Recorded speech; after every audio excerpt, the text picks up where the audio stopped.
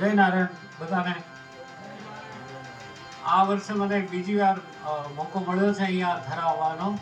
આની પહેલાં એકવાર પણ હું આવી ચૂક્યો છું. અવસ્થા મારા મિત્ર ચંદ્રેશભાઈને મળવા આવેલો હું. ત્યારે પણ મેં એક નાનકડી બેઠકમાં વડામાં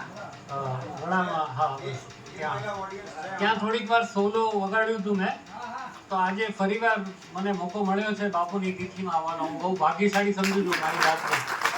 નારાયણ બાપુની તિથિમાં મને વગાડવાનો મોકો મળ્યો. એ તો બહુ મોટી વિભૂતિ હતા, લિજન્ડ હતા બહુ મોટા. એટલે ભગવાન એમની આત્માને શાંતિ આપે ને બસ અમે આવી જ રીતે બધા પરફોર્મ કરતા રહીએ. એમના આશીર્વાદ અમારી સાથે સદા રહે બાપુના. તો હું છે ને આપની સમક્ષ થોડીક વાર ત્રિતાલ સંભળાવીશ. ત્રિતાલ, આ જે ત્રિતાલ છે ને એની 16 માત્રા હોય, 16 માત્રા, અને 4 માત્રાના છે ને 4 ખંડ હોય એમાં, બરાબર? દરેક તાલના ખંડ હોય.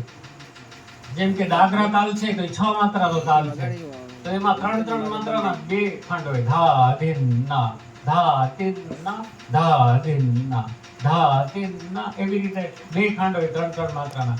તો આમાં ત્રિતાલમાં છે ને 16 માત્રા છે, તો એના 4 માત્રાના 4 ખંડ હોય. ધા ધીન ધીન દા, ધા ધીન ધીન દા, ધા તીન તીન દા, ત્રિક ધીન ધીન દા. તો હું આપની સમક્ષ આ ત્રિતાલ રજૂ કરું છું, અને એમાં મારા અજરાડા ઘરાનાની જે બંદીશો છે થોડી ઘણી આપને સંભળાવીશું. શરૂઆત પેશકારથી કરીશ. પેશકાર એટલે તબલા વગરનો આલાપ કહેવાય. જેવી રીતે ગાયકીમાં ગાયક આલાપ કરે ને, સૌ પ્રથમ ક્લાસિકલ સિંગિંગ કરે ગાયક તો પહેલા આલાપ કરે કોઈ પણ ગાયક, પછી એની બંદીશ શરૂ કરે, ખ્યાલ ગાય. એવી રીતે અમારા તબલામાં છે ને પેશકાર હોય સૌ પ્રથમ, પછી કાયદા વગાડવાના હોય એમાં, અને રેલા હોય, પછી એમાં ક્રિકેટના બોલ આવે રેલામાં. પછી જેમ જેમ લય વધતી જાય એમ પછી બંદીશો બધી ચેન્જ થતી જાય. ગત વાગે, એમાં પરન વાગે, ઉઠાન વાગે, ટુકડા વાગે, ચક્રધાર ટુકડા વાગે, તિહાઈઓ વાગે, ઘણું બધું હોય એમાં. તો આ જે સમજદાર વ્યક્તિઓ હોય એમને ખ્યાલ આવે, જે સોલો પ્રેમી હોય એમને ખ્યાલ આવે. એટલે આટલું બધું અઘરું પણ નથી, આપને મજા આવશે. હું ટ્રાય કરીશ આનંદ કરાવવાનો. દુઆ કરજો મારા માટે.